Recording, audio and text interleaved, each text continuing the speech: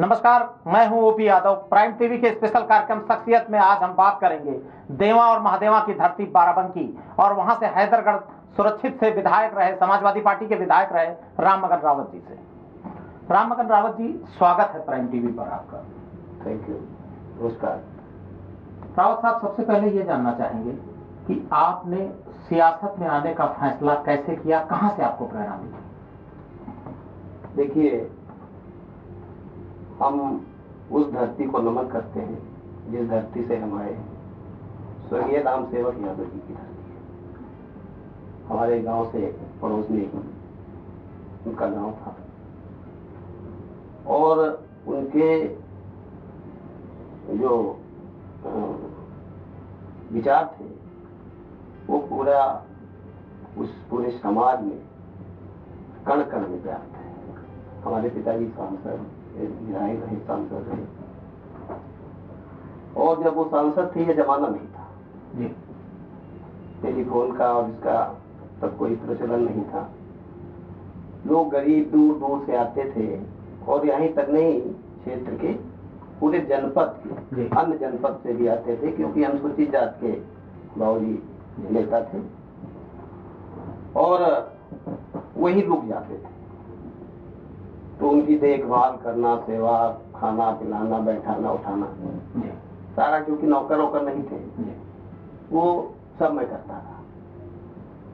उसके बाद उनकी सेवा करता था, पढ़ाई लिखाई करता था। पढ़ाई लिखाई के साथ साथ राजनीति में इसलिए भी मौका मिला कि जब लोग आते थे तो सुनते थे लोगों की बात, कैसे बाबूजी देखते हैं, कैसे सुनते हैं, कैसे उनकी समस्या हल करते हैं।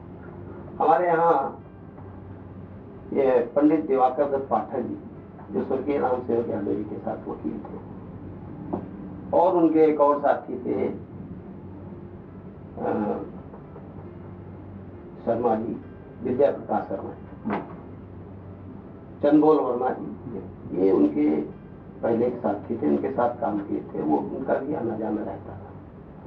तो उनसे हम सीखा करते थे, उनसे हमें बहुत कुछ सीखने को मिला कि किस तरह से समाज की सेवा की जाए, किस तरह से लोगों को शिक्षा कैसे प्रदान की, कैसे बढ़ाई जाए, किस तरह शिक्षित हो, किस तरह से समाज और प्रदेश आगे बढ़े। ये हम उनसे सीखा करते थे, उनसे बैठते थे, तो उनसे हमको बहुत कुछ सीखने को मिला। उसके बाद ये जब 2002 में हमारे पिताजी पार्लियामेंट सीट हार गए थे, उसी समय वो केपी रावत द्वारा सीट खाली हुई, कमला प्रसाद रावत जी बसपा से, तो उन्होंने रिजाइन किया था। तो हमें नहीं मालूम था कि हमें चुनाव लड़ना है। राममगन जी, आपको कैसे टिकट मिली? 29 अगस्त 2003 को उत्तर प्रदेश में मुलायम सिंह यादव जी की सरकार बन गई थी। जब आप चुनाव लड़े, बाई इलेक्शन लड़ रहे थे सिद्धौर में, उस समय समाजवादी पार्टी की सरकार थी। सरकार में आप चुनाव लड़े, सरकार का लाभ मिला, नुकसान हुआ, कैसे आप टिकट तक पहुंचे? क्योंकि आप बेनी प्रसाद जी के परिवार से भी बहुत अच्छे ताल्लुक रहे। राम सेवक यादव जी की नर्सरी से कहा जाता है कि रामसागर रावत का जन्म हुआ और राम सागर जी की नर्सरी से आपका जन्म हुआ, तो कैसे टिकट तक आप पहुंचे? देखिए, जो हमारे पुराने नेता थे, जो सोशलिस्टी थे, समाजवादी पार्टी के थे, और उनको बड़ा अनुभव था, तो उनसे सीखने को मौका मिला। समाज की सेवा हम करते रहते थे पूरे क्षेत्र में, ये चाहे हैदरगढ़ हो, चाहे सिद्धौर हो, हम जाते आते भी रहते थे, चाहे निमंत्रण हो, चाहे अन्य कार्यक्रम हो।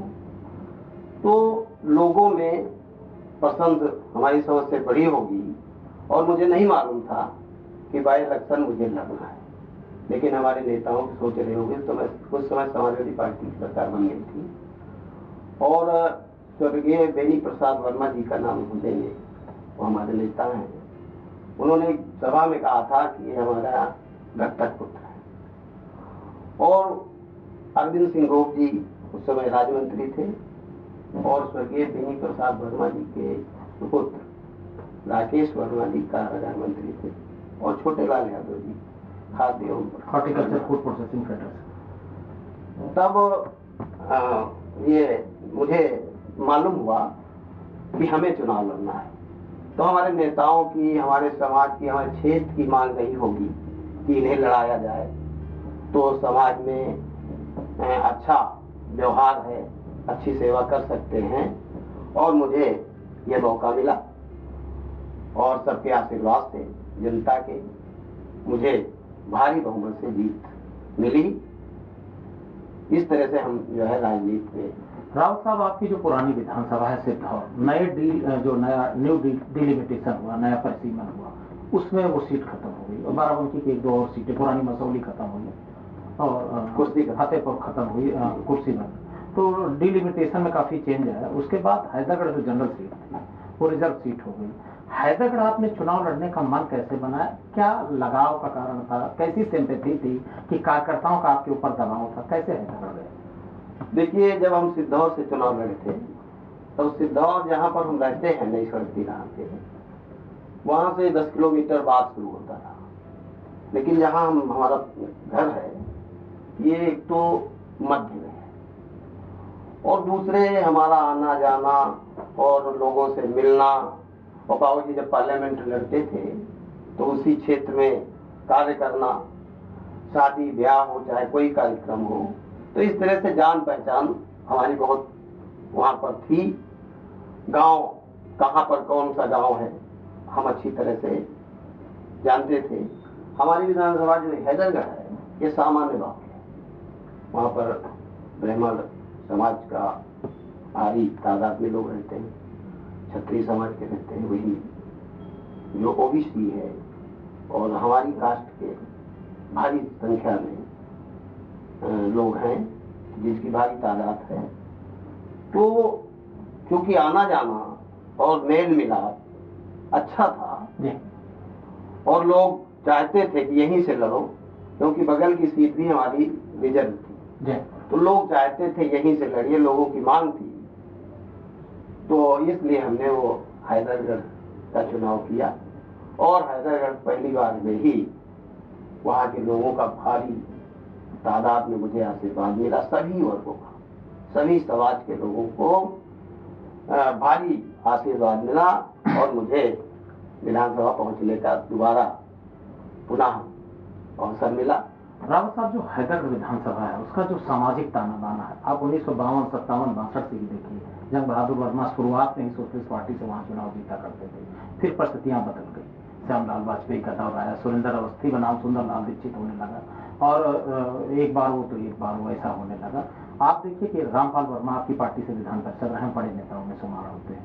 रामपाल वर्मा लगातार वहां चुनाव लड़ते रहे। 91 में हरिराम सिंह यादव लड़े, 93 में एसपी-बीएसपी अलायंस में रामस्वरूप सिंह यादव लखनऊ से जाकर के चुनाव लड़े, 96 में पूर्व मंत्री प्रदीप यादव चुनाव लड़े, फिर अरविंद सिंह गुप्ता है बाई इलेक्शन लड़े चीफ मिनिस्टर के खिलाफ और फिर वो जीत करके मिनिस्टर बने।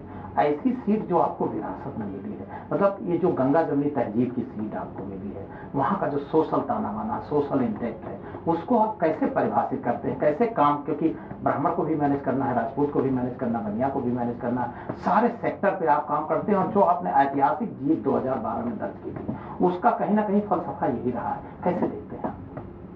देखिए, हमारे पिताजी का वो क्षेत्र रहा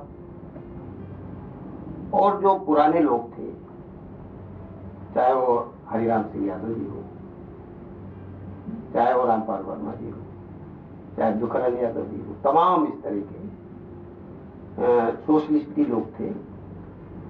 और वो स्वर्गीय, जैसा कि मैंने बताया, स्वर्गीय रामसेवक यादव जी के साथी रही। तो हमने उनका विश्वास जीतने का काम किया, वो चाहे सामान्य हो, चाहे वो अनुसूचित जात का हो, चाहे पिछड़ी जात का हो, विनम्रता से मिलना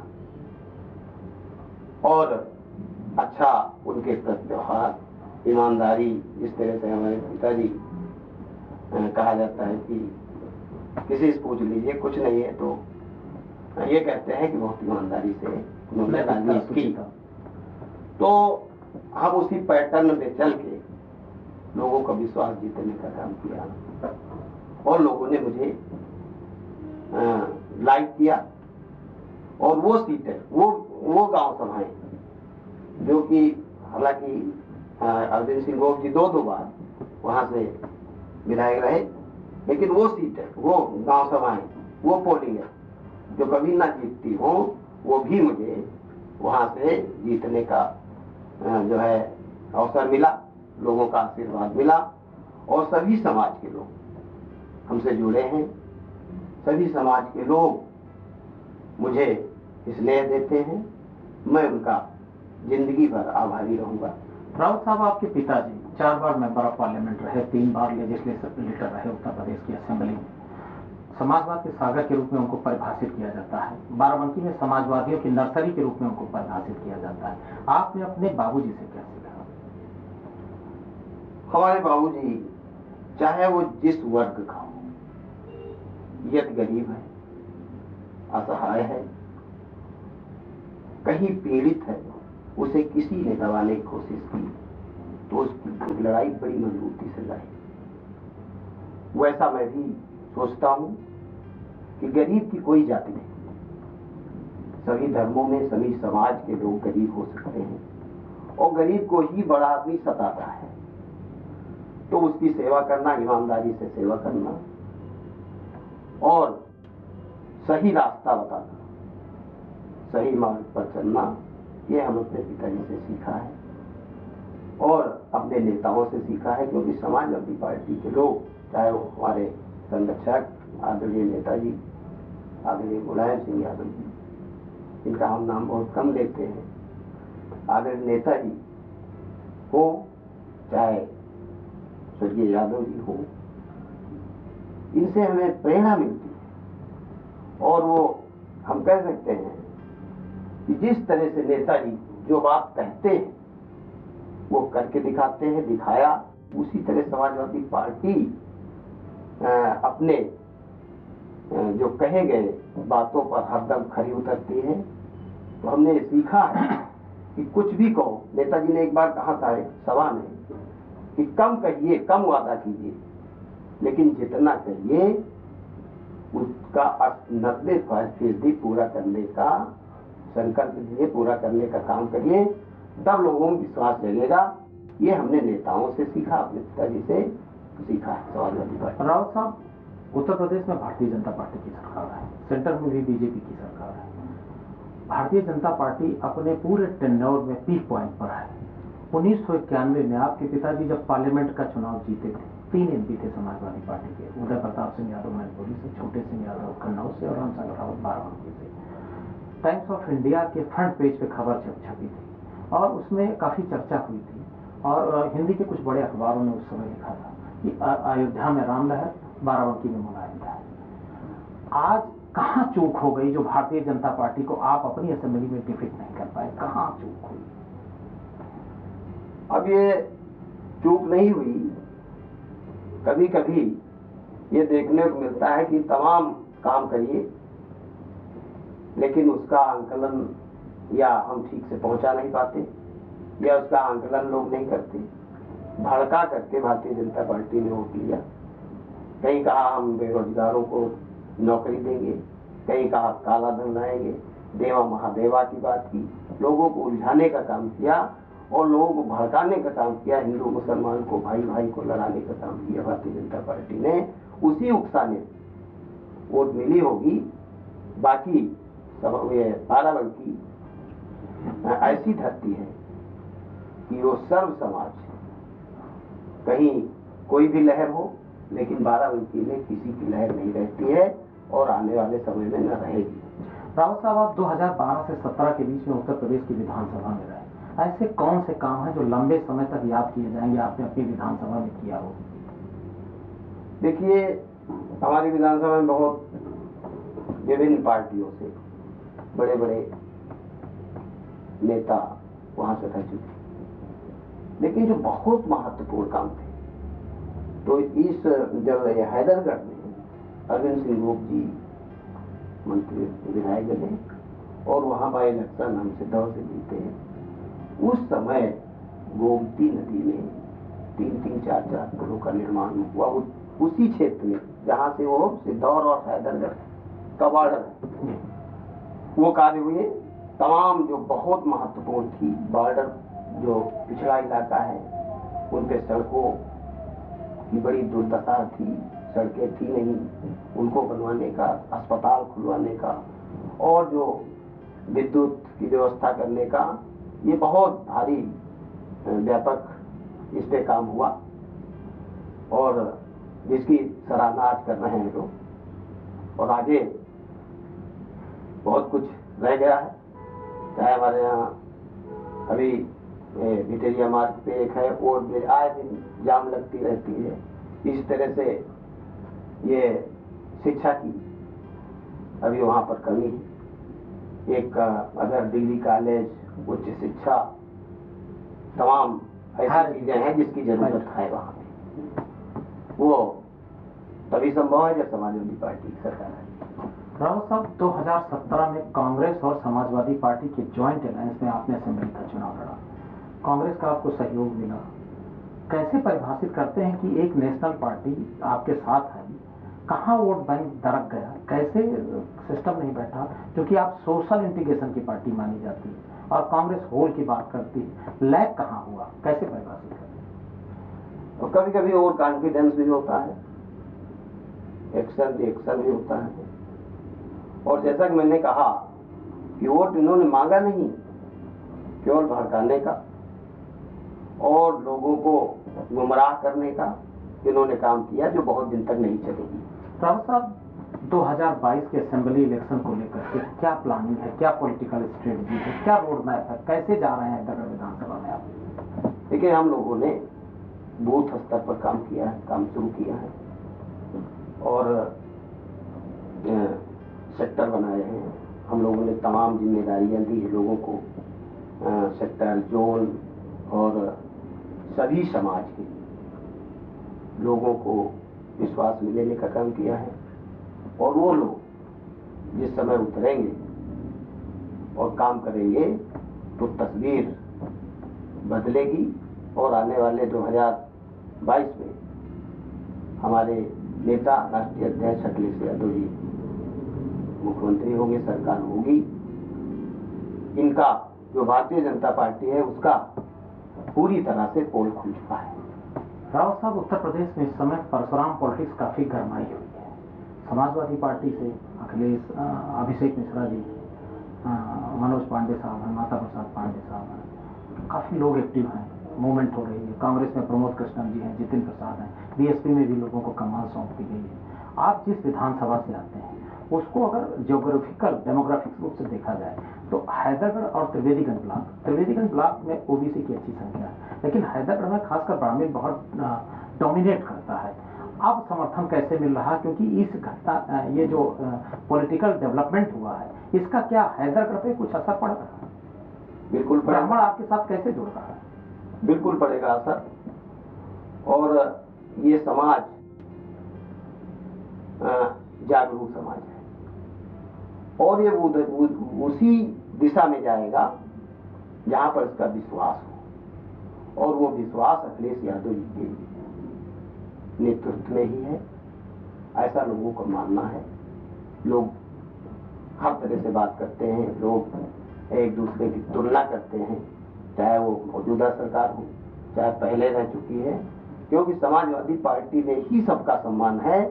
और आज साबित हो गया है कि जिस तरह से जंगल राज कायम है, लोगों का अपमान हो रहा है, कानून व्यवस्था पूरी तरह से चौपट है, आए दिन तमाम घटनाएं हो रही हैं, लोगों का उत्पीड़न हो रहा है, चाहे जिस समाज का हो।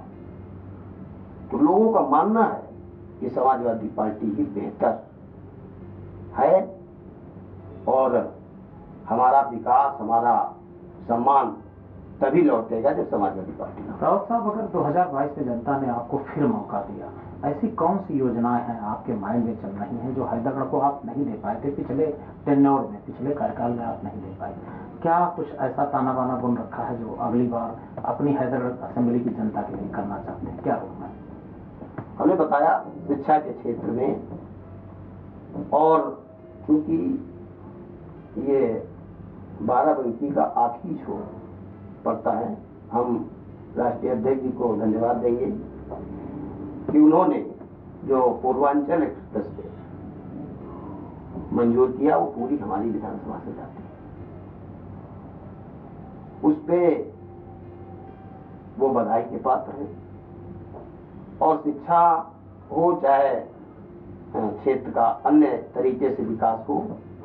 जैसा कि मैंने कहा कि चाहे वो डिग्री कॉलेज हो, ओवरब्रिजेज हैं, और कोई रोजगार के लिए कोई अच्छी फैक्ट्री वगैरह कोई जी, तो लोगों को रोजगार मिलेगा।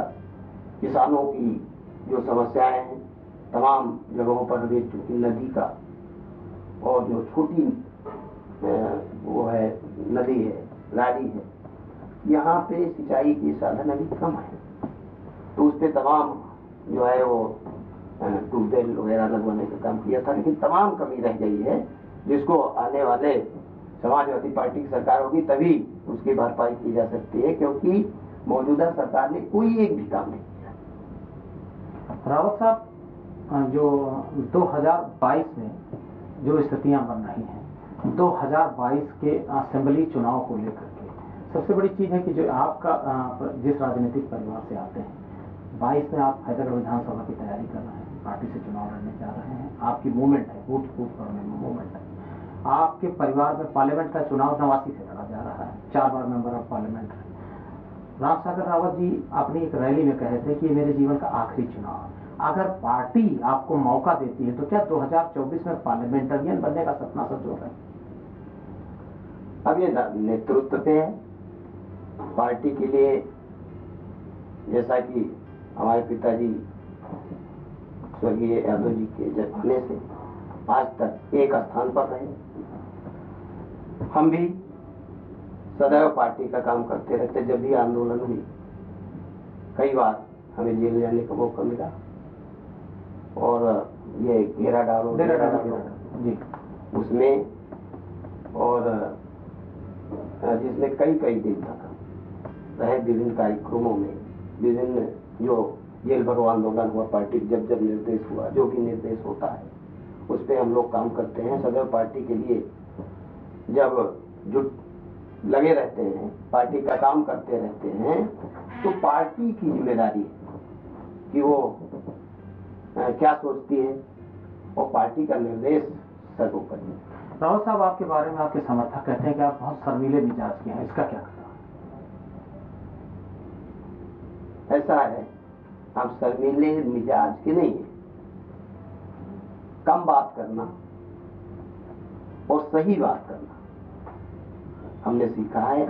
अगर बहुत बोलेंगे तो हो सकता है कि वो गलत हो जाए, इसलिए उतना ही बोलो जिस पे काम कर सको, और वही लोगों को कहो जिसको पूरा कर सको। इसलिए संयमित भाषा और सही बात करना हमने सीखा है। रावत साहब, देश और प्रदेश कोरोना की महामारी से जूझ रहा है। आप खासकर अपनी हैदरगढ़ असेंबली सेगमेंट में चिरैया चकडोमा से चकौरा, मंझार से मंझोपुर, नरौली से बमरौली, गौरा से चकौरा के बीच में बड़ा लंबा ज्योग्राफिकल क्षेत्र है आपका। कैसे मूवमेंट कर रहे हैं, कैसे लोगों को मददगार साबित हो रहा है? देखिए, कोरोना काल में बड़ी दिक्कत थी। पहले लोग बहुत भयभीत हो गए थे, हालांकि उससे ज्यादा इस समय समस्या है। लेकिन हम लोग, हमारे साथी गांव में पता करते रहते थे, लोगों से जो मतलब जिस हिसाब से जाना चाहे बचा के मिलते रहते थे, और लोगों की जहां हो सकी मदद किया। हम तो इस पर भी विश्वास करते हैं कि किसी की मदद करो तो दिखाओ ना, वो समझे कि मेरी मदद हुई। तमाम लोगों ने हमारे मदद किया, मैंने जो भी हो सका वो किया। अभी जिस समय रमजान का महीना था, उसी समय जो है जेठ मास में ये बड़े मंगल होते हैं, तो ये 3 दिन हमारा जो है जहाँ क्षेत्र पड़ता है वो सईद्वारा है।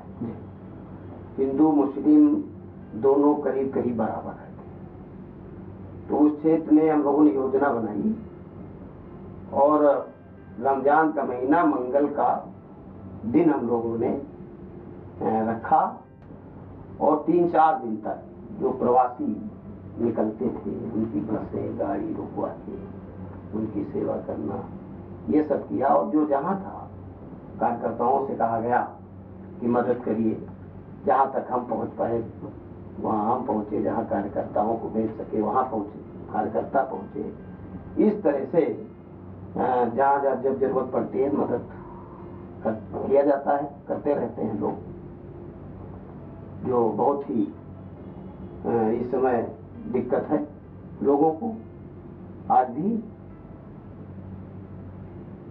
रावत साहब, आपके पिताजी रामसागर रावत जी समाजवाद की नर्सरी से निकले हैं। लोहिया साहब कहा करते थे चर्चा पर्चा खर्चा। रामसागर जी पूरे राजनीतिक जीवन में चर्चा पे खूब फोकस किए, पर्चा पे खूब फोकस किए। खर्चा कैसे मिलता था उनको, क्योंकि वो बहुत सादगी ईमानदारी भरा जीवन तब भी जीते थे, आज भी। किसी member of parliament Ramsagar Rawat वो शख्सियत है, ना तो उन्होंने दिल्ली में घर बनाया, ना लखनऊ में घर बनाया, बच्चों को भी उन्होंने यही सिखाया। ये सादगीपूर्ण जो आपको विरासत में जीवन मिला है, खर्चा कैसे मैनेज होता है? देखिए, रही चुनाव की बात, चुनाव जब जब लड़ेगा उनका चुनाव जनता ही लड़ लेती थी। इसलिए मोहब्बत अगर ईमानदारी से करो, उनकी सेवा ईमानदारी से करो, तो लोग साइकिल से, बाइक से और पैदल अपने संसाधन से चुनाव लड़ते हैं जब भी जरूरत पड़ती है। उसी तरीके से 2012 में हम जब चुनाव लड़े तो हमें नहीं पता कौन कहाँ क्या कर रहा है, लेकिन अपने अपने हिसाब से लोग जो है मेरी मदद करते रहे। बहुत चीजें बाद में हमें मालूम होती है कि फला ने इतनी साइकिल चलाई, फला ने इतनी मोटरसाइकिल चलाई, फला ने ये काम किया। तो ये ईमानदारी से आप चलिए तो जनता सब देखती है। समाजवादियों का जो कल्चर रहा है, मिलने बैठने का रहा, मिल करके संघर्ष करने का रहा, रामसागर रावत इसी टेंडेंसी से निकले नेता है। आपके पिताजी का एक व्यंजन खासकर फैजाबाद लखनऊ मंडल की सियासत में समाजवादियों के बीच में बहुत दीगर चर्चा में रहता है, छोला चावल। आपका क्या है, ऐसा कुछ आपने भी डिजाइन कर रखा है? अब छोला चावल हमारे यहाँ क्या वो थोड़ा आसानी से बन भी जाता है और लोग पसंद भी करते हैं, तो वो अच्छा है। लेकिन अब आज कल तो बहुत चीजें, बेसन की रोटी और वो बेढ़ाई कह लीजिए और बाटी चोखा, धीरे धीरे हाँ थोड़ा चेंज हुआ। जो जैसा लोग पसंद करें, जनता ही की पसंद ही हमारी पसंद है। रावत साहब, आपकी धर्मपत्नी भी सियासत में है, जिला पंचायत सदस्य रह चुकी हैं, आपके परिवार में ब्लॉक प्रमुख भी आपके परिवार के लोग रहे हैं, भाई भी सियासत में है, तीनों भाई, लगभग 2 भाई, आप छोटे भाई भी आपके सियासत में हैं। आपकी धर्मपत्नी लगातार आपके साथ पग पग पर आपके सहयोगी के रूप में रहती है। कैसे परिभाषित करते हैं उनके सहयोग को? क्या अचीवमेंट रहा उनके साथ? उनका आपकी लाइफ में आने के बाद क्या चेंज आया? देखिए, हमारी पत्नी 2001 में 91 में बीमार हो गई, तो नेताजी ने उनका इलाज कराया था। उनका वाल्व पहले रिपेयर हुआ, फिर चेंज हुआ। लेकिन जब चुनाव आए, वैसे जब घर में बैठती हैं तो उनको दिक्कत होती है, लेकिन जब समाज में निकलती है, क्षेत्र में निकलती है, लोगों से मिलती जुलती रहती है, तो बिल्कुल स्वस्थ रहती है। आज भी स्वस्थ है और उनका हरदम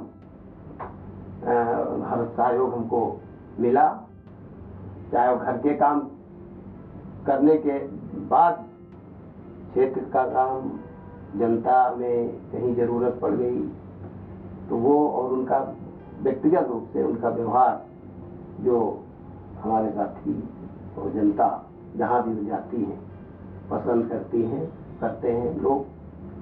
और उनका हमारे साथ जो राजनीति में है या समाज में है, बड़ा सहयोग रहता है और एक अच्छी गृहिणी के नाते वो सब गट्स उनके अंदर है, तो बहुत ही सहयोग उनका। धन्यवाद रावत साहब।